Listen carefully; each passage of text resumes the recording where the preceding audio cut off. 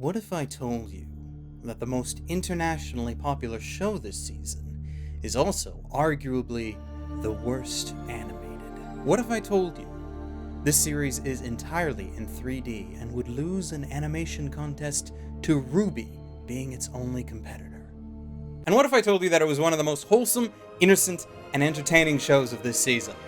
Welcome to Kemono Friends.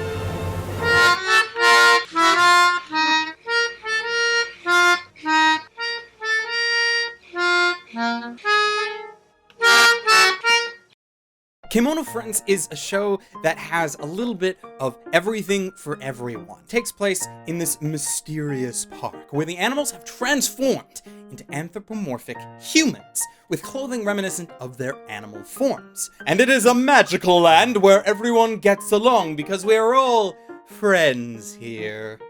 Yes, friends.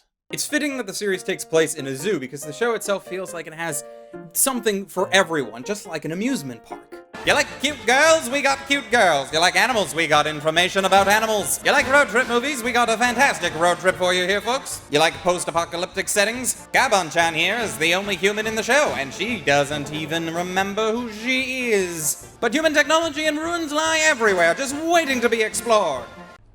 But why? It's unreal just how popular this show is internationally, and in many ways it doesn't make logical sense. Just glancing at the series, you would think no one should like this show. Like you have entire tribes of people tear down Berserk for its use of 3D animation. So you'd think that Kemono Friends wouldn't be able to come up with a story and characters to avoid backlash if Berserk couldn't do it. But it did, and it does. Berserk is an instance where it has a dedicated, large fan base. It's critically received, it has gorgeous art, at least with the manga, not the 2016 series.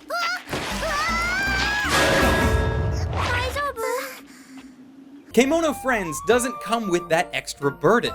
There was a mobile game that was released prior to the anime, but that got cancelled. And other than a short-lived promotion, there was little to nothing of a foundation to build off of. There's this veil of self-awareness Kemono Friends loves to parade around, and we can appreciate it because they're acknowledging how bad their production is, but are having fun with it. It's sort of like an adventure, no? To be within striking distance, he's got to hold his nerve.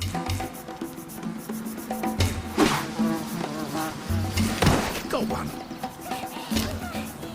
And I can appreciate that just fine. The fact that the character models are rigid and the mouth flaps don't even come close to syncing with the voices.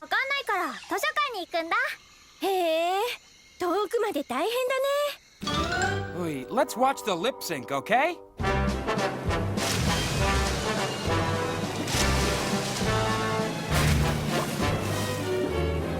Kemono Friends, in the best way that I can describe it, is like watching your toddler showing off their macaroni art from school for the first time. Like, it's rough, very rough, but there is still this childlike charm and innocence to it. There is absolutely no way that anybody can take this fully seriously. Like with Handshakers, you have to actively contemplate bleaching your eyes because it's an example of the staff having no control whatsoever. But with Kemono Friends, you can clearly tell that they were having fun with whatever materials that were given to them, and it shows through. A part of me doesn't even understand it either because, let's face it, I'm watching a show that outwardly looks like a match made in heaven for furries, disguised as a kids show down to its educational eye catches. The worst part is, I really, really unironically like it. And I'm not a furry. I'm just so glad to not be alone in this. The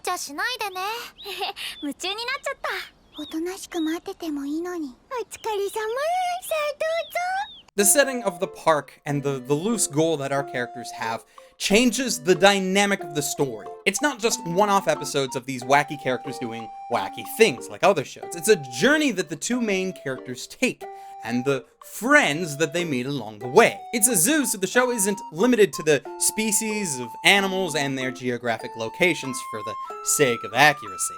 The undercurrent of post-apocalyptic setting masked with the cutesy Japari park keeps us in suspense because there is so much lore that the staff could delve into. What did the park used to be like? How did the animals come to inhabit the place? Where and how did these ceruleans come into being? Like, which animal is going to be introduced at the park this episode? All of these tiny speculations in the back of your head that keeps you coming back every week. Think of it like buying a new house, but you can only visit one room every day. But beyond its slipshod animation, you'll find a series that has a lot of heart and a potentially underlying sinister backstory that keeps coming up. Kemono Friends is a prime example of a show that can exceed expectations, because there was no anticipation to begin with whatsoever. Is it ironic that one of the worst looking shows of the season is maybe the best? Yeah, but who cares? I want to be in Japari Park, and so do you. So yeah.